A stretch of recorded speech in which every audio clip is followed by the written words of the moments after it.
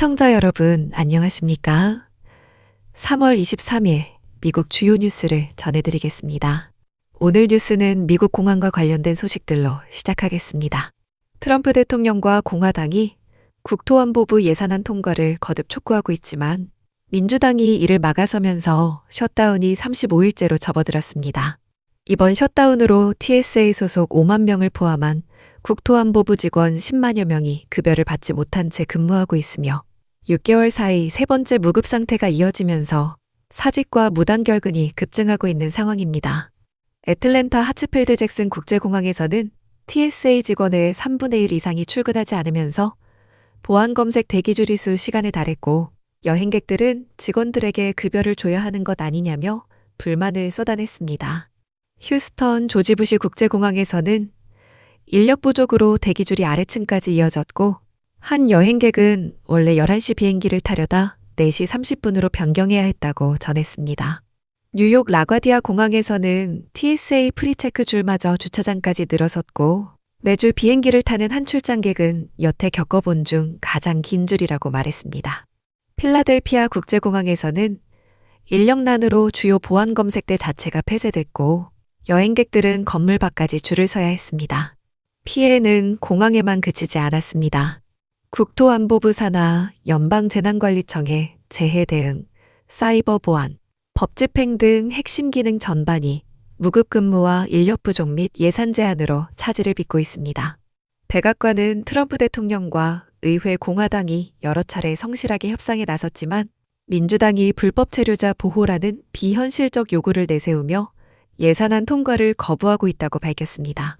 이에 따라 공화당 측은 민주당이 국가안보를 정치적 도구로 이용하는 행위를 즉각 중단하고 국토안보부 전액 예산안 통과에 동참할 것을 공식 요구한 상태입니다. 다음 뉴스입니다. 트럼프 대통령이 국토안보부 셧다운 장기화로 공항 보안검색 대기줄이 걷잡을 수 없이 길어지자 이민세관 단속국 요원들을 공항에 투입하겠다고 밝혔습니다.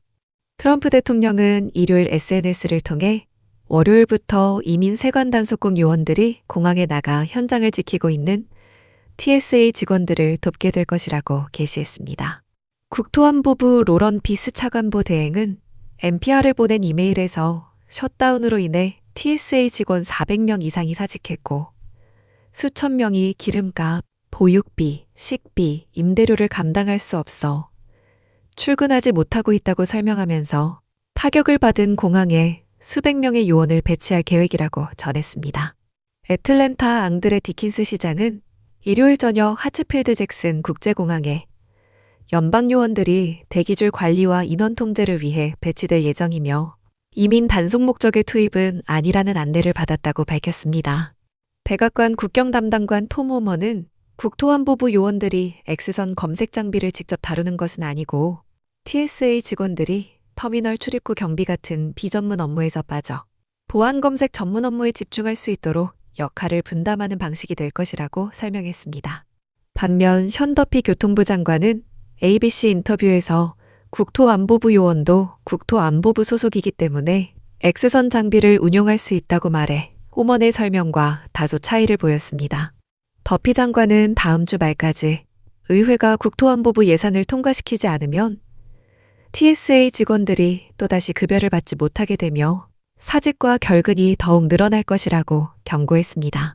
TSA 노조를 대표하는 연방공무원노조 에버렛 켈리 위원장은 국토안보부 요원이 항공보안훈련이나 인증을 받은 적이 없다며 이번 투입 계획에 반대 입장을 냈습니다. 국토안보부 셧다운은 미네소타에서 연방이민요원에 의해 미국 시민 2명이 사망한 사건 이후 민주당이 법원 영장 요구와 요원 마스크 착용 금지 등 정책 변경을 조건으로 내세우면서 시작됐습니다. 호머는 지난주 의회에서 국토안보부 예산에 관해 의원들과 만났지만 합의가 임박했다는 신호는 없었으며 아이스의 법적 권한과 의회가 부여한 임무를 포기할 수는 없다고 말했습니다. 이번 공항 투입 과정에서도 아이스 요원들은 터미널과 보안검색대에 배치되는 동안 이민법 집행 업무를 계속 수행할 것이라고 호먼이 덧붙였습니다. 다음 뉴스입니다. 일요일 밤 뉴욕 라과디아 공항 활주로에서 착륙 중이던 에어캐나다 익스프레스 여객기가 소방구조 차량과 충돌해 조종사 2명이 숨지고 41명이 병원으로 이송됐습니다. 공항을 운영하는 뉴욕 뉴저지 항만청은 사망자가 기장과 부기장이며 부상자 39명은 항공기 탑승객이고 나머지 2명은 소방구조 차량에 타고 있던 항만청 소속 소방관이라고 밝혔습니다. 항만청 캐스린 가르시아 사무총장은 월요일 오전 기자회견에서 32명은 퇴원했지만 중상 환자도 있다고 전했으며 사고 항공기는 몬트리올에서 출발한 에어캐나다 8646편으로 재즈 에이비에이션이 운항했다고 설명했습니다. 사고 당시 관제탑은 유나이티드 항공 2384편이 이륙을 중단하고 비상 상황을 선언한 별도의 사건에도 동시에 대응하고 있었던 것으로 확인됩니다. 관제 녹음 기록에 따르면 관제탑이 소방구조 차량에 활주로 횡단을 허가한 뒤 곧바로 정지 지시를 내렸으나 이미 여객기가 착륙해 감속하는 중에 충돌이 발생했습니다. 사고 직후 공개된 관제 녹음에서 관제사는 현장을 목격한 다른 항공기 조종사에게 앞서 비상 상황을 처리하느라 실수를 했다고 말했고 해당 조종사는 최선을 다한 것이라고 응답했습니다. 30년 경력의 로라 아이세틀러 기장은 착륙 중인 활주로 위에 비상장비가 있는 상황은 매우 이례적이라고 말했습니다. 사고 여객기는 캐나다의 봄바르디어 기종으로 기수 부분이 크게 파손돼 앞부분이 공중으로 들린 채 꼬리만 활주로에 닿아 있는 모습이 포착됐습니다. 라과디아 공항은 사고 직후 폐쇄됐고 연방항공청은 최소 오후 2시까지 이 착륙을 전면 중단하는 그라운드 스톱을 발령했습니다. 관계 당국은 이번 충돌이 사고로 보이며 테러나 고의적 행위의 가능성은 없다고 전했습니다. 국가교통안전위원회는 사고 조사를 위해 전담팀을 현장에 파견했으며 로버트 서멀트 전 위원장은 관제 기록과 레이더 자료, 조종석 음성 기록 장치 분석 등을 거쳐 조사에 12개월에서 18개월이 소요될 것으로 예상한다고 밝혔습니다. 다음 뉴스입니다.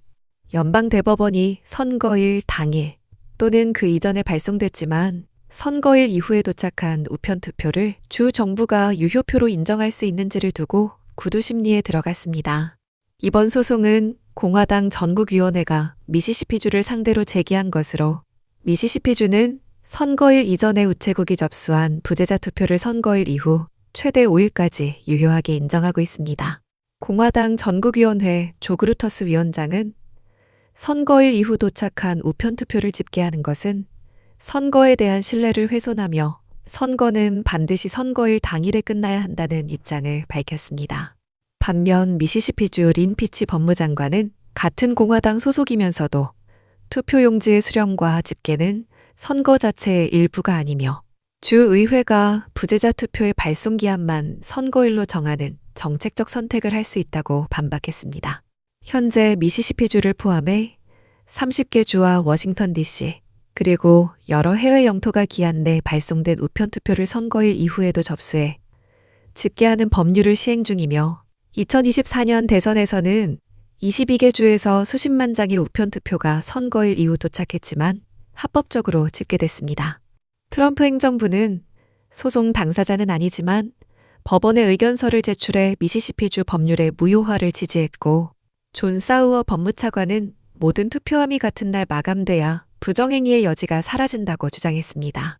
트럼프 대통령은 지난해 3월 우편투표 수령 유예 기간을 둔 주에 대한 연방 선거자금 지원을 중단하는 행정명령에 서명했으나 현재 연방법원에 의해 대부분 집행이 차단된 상태입니다. 대법원의 판결은 오는 6월 말까지 나올 예정입니다. 다음 뉴스입니다.